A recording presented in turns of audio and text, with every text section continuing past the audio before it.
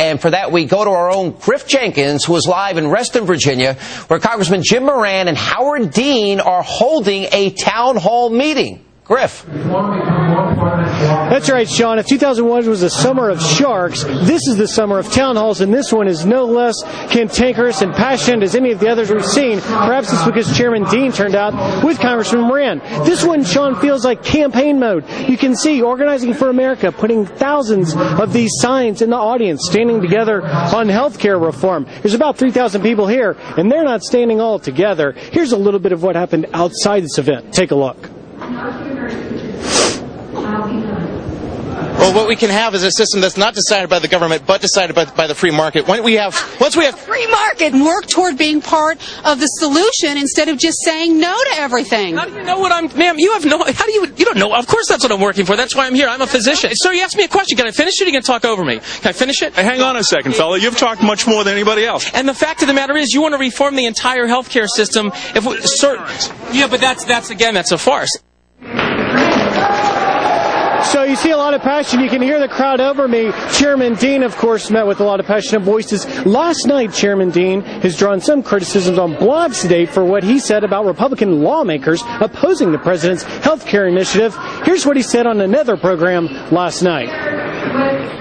This Republican Party this shrinking Republican Party is just determined to undermine President Obama. And unfortunately, you have to undermine the country in order to undermine the president. I think that's too bad.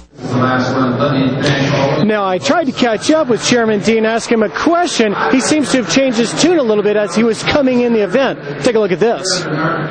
You said last night on our program that Republicans opposing the president's initiative, healthcare initiatives, were undermining the country.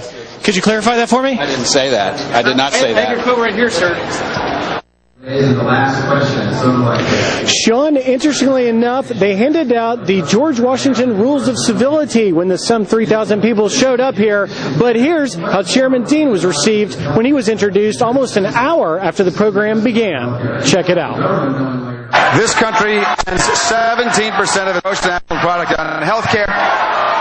The next... I'm sorry, but I can't even hear the governor, and I'm sitting next to him. They really don't belong here, and I'm going to ask them to leave.